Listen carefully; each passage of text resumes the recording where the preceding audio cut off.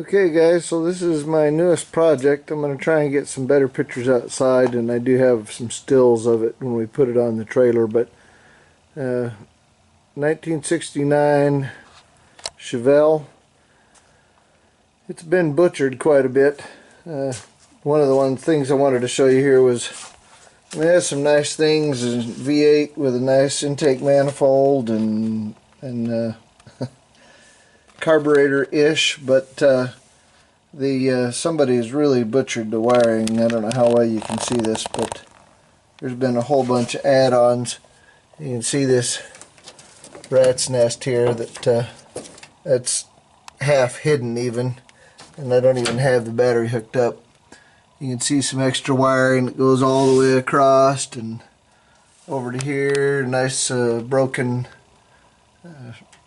connect. So the first project, as you can see, other than figuring out some of the wiring, which is kind of tough to show you, but we have took out all the spark plugs, and the idea was to put in some Marvel mystery oil in the cylinders so that we would get these things loosened up a little bit before we tried to start it. We did get it to pop a couple times where it was parked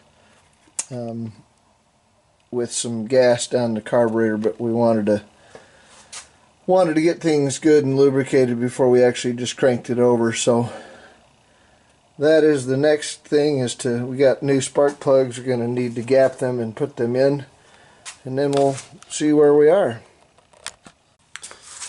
So these spark plugs, got some shorty spark plugs, Excel spark plugs, to go under the headers, and when I pulled one out, I don't have it here to show you, but when I pulled one out, the electrode was almost completely gone.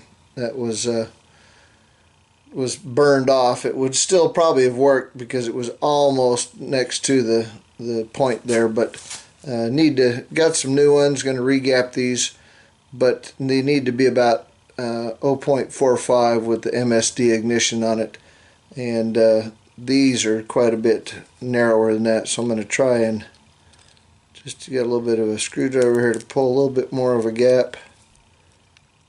Still not quite there.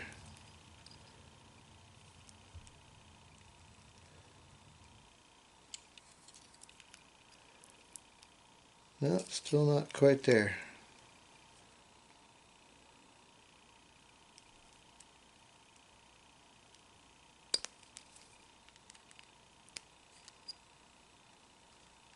That is there.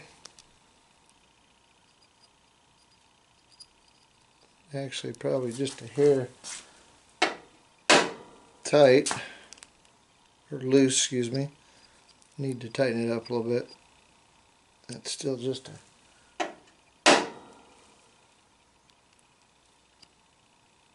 that's about right.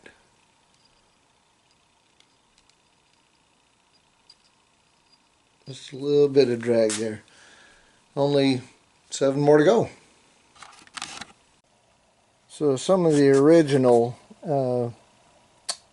things that were in this car, or original to the last owner, there were some bucket seats in here from a Volkswagen, which were just kind of semi-mounted to the floor, and I took those out along with a center console that was seemed to be maybe 2 or 3 different center consoles put together and held in with some sheet metal that was bent around and screwed in different places, and even screwed to, you can see here that the shift kit is the shifter is held in with a piece of wood that's screwed to the transmission tunnel there.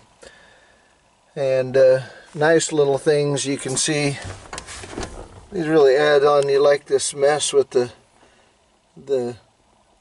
this rat's nest of wiring is going to need to be taken out. Somebody's bypassed the you can see it connects to the main harness in the car there somehow with this really large connector there. But somebody's bypassed all the switching and the lights in the car. The key is already in the on position, and the shifters Obviously not on the steering column because it's now on the transmission tunnel. But one of the nice things, this is part of the center console.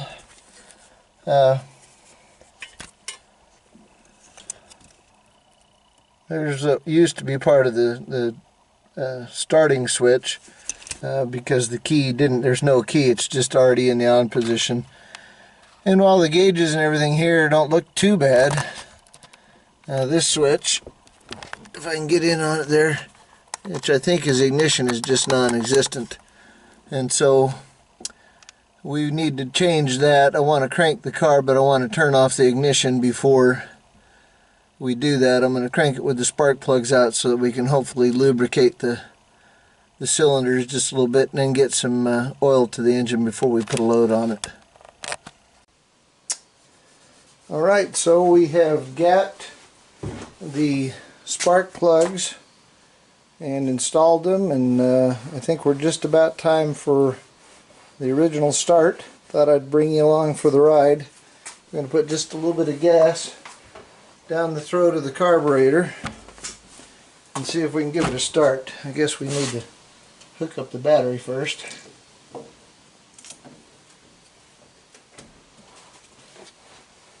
Just a little bit of gas in this can here.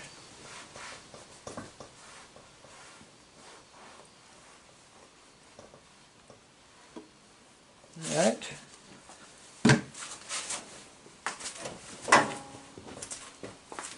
Let's give it a crank and see what happens.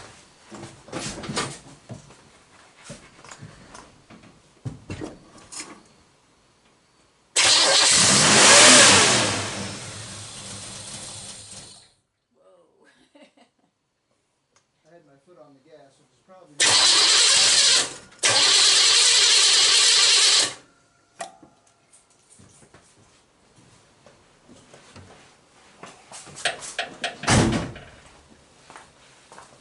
force of habit. Had my foot on the gas while we were doing the compression test, which was probably not good for the engine, but let's see if we can make the fuel pump a little more gas in there. We're kind of bypassing everything.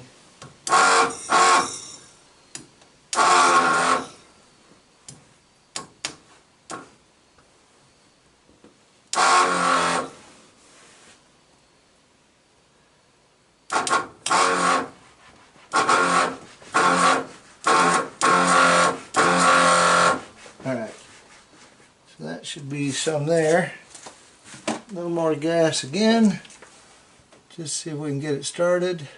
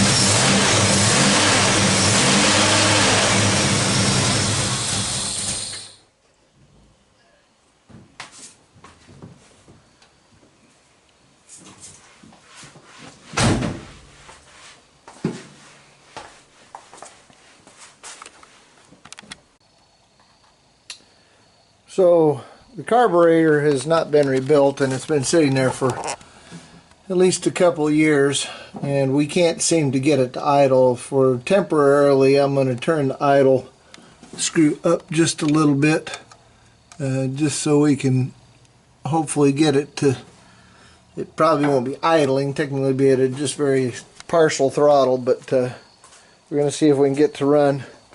I also wanted to show you we at least have very good oil pressure, and here's what's left of my gauge, the console.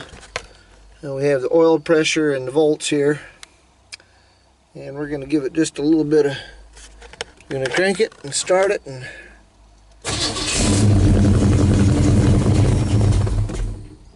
well, may not have any gas in the float bowl. Let's see if we can.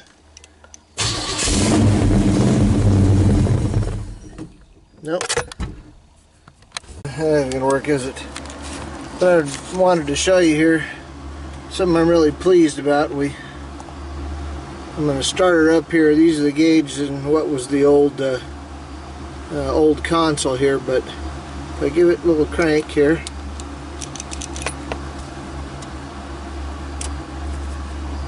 there we are. So volts are on.